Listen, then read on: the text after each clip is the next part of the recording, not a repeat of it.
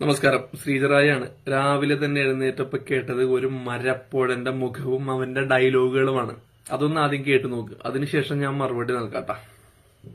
എന്നെ ഭയപ്പെടുത്തുന്നത് ഈ മീനാക്ഷി ലേഖിയുടെ മുദ്രാവാക്യമല്ല.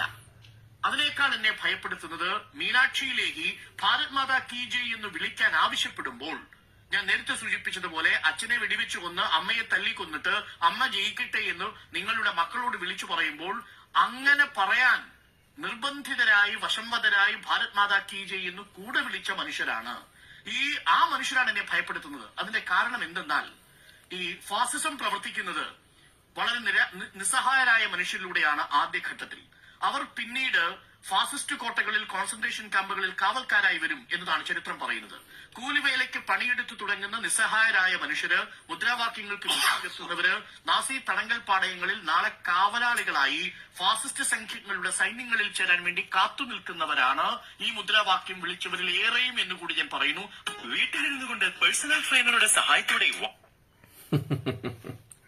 അരുണേ, നിങ്ങളെ ഭയപ്പെടുത്തുന്നത് ഈ പറയണ മുദ്രാവാക്യം വിളിച്ചവർ തന്നെയാണ്, സംശയമില്ല. കാരണം ജനങ്ങളുടെ ഉള്ളിൽ ദേശീയ മനോഭാവം വളരുന്നത് കാണാൻ നേരത്ത് നിങ്ങളെപ്പോലുള്ള കമ്മ്യൂണിസ്റ്റ്, പിന്നെ ചിലവരെയൊക്കെ അങ്ങോട്ട് ഉയർത്താൻ വേണ്ടി, തീവ്രവാദികളെയൊക്കെ അങ്ങോട്ട് സപ്പോർട്ട് ചെയ്ത് ഉയർത്താൻ വേണ്ടി നിൽക്കണ മനുഷ്യര് ഇല്ലാണ്ടാകുന്നു എന്നറിയുമ്പോഴാണ് നിങ്ങൾ ഭയപ്പെടുന്നത്. കാരണം ഭാരത് മാതാ കീ ജയ് എന്ന് വിളിക്കണ മുദ്രാവാക്യം അത് RSSകാരുണ്ടാക്കിയല്ല, BJPക്കാരുണ്ടാക്കിയല്ല. ഇവിടെ സ്വാതന്ത്ര്യ സമര കാലഘട്ടത്തിൽ ഭാരതം നമ്മുടെ അമ്മയാണ്, നമ്മുടെ മക്കളാണ്, നമ്മളെല്ലാവരും എന്നും ജനങ്ങളെ ബോധിപ്പിക്കാൻ വേണ്ടി അന്നേ വിളിച്ചിരുന്ന വാക്കുകളാണ് ഭാരത് മാതാ കീ ജയ് എന്ന്. അത് തന്നെ നമ്മുടെ നാട്ടിലെ ഭാരതത്തെ സ്നേഹിക്കണ, നമ്മുടെ രാജ്യത്തെ സ്നേഹിക്കണ ആൾക്കാർ ഒത്തൊരുമിച്ച് വിളിച്ചു പോന്നിരുന്ന വാക്കാണ്. ആ വാക്കുകൾ ഒരു മന്ത്രി ഒരു വേദിയിലിരുന്ന് വിളിക്കാൻ നേരത്ത് അത് ഏറ്റുവിളിക്കാൻ പറയണേല് എന്താണ് ഇത്ര പ്രശ്നം?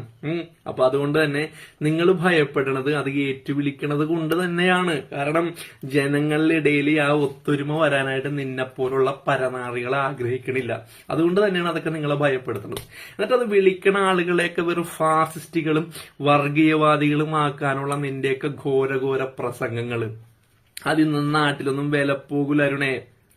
നീയൊക്കെ നല്ല സുഖമായിട്ട് ഈ വിമർശിച്ചു കൊണ്ടിരിക്കുന്നുണ്ടല്ല, ഭാരത് മാതാ കീ ജയ് എന്ന് ഇന്ത്യ ഒത്തൊരുമിച്ച് പോണം എന്ന തരത്തിലുള്ളൊരു മുദ്രാവാക്യം വിളിച്ചപ്പോ നീയൊക്കെ അതിനെതിരെ ചാനൽ ചർച്ചയിൽ നിന്ന് സ്വാതന്ത്ര്യത്തോടെ പ്രതികരിക്കാൻ നേരത്ത് നിനക്ക് ഇത്ര സ്വാതന്ത്ര്യം കിട്ടാൻ കാരണം അതിർത്തിയിൽ പട്ടാളക്കാരി കാവലിരിക്കേണ്ട, സ്വന്തം ജീവനും ഒക്കെ വെടിഞ്ഞുകൊണ്ട് കാവലിരിക്കുന്നുണ്ട്. അവരും വിളിക്കണത് ഭാരത് മാതാ കീ ജയ് എന്ന് തന്നെയാണ്.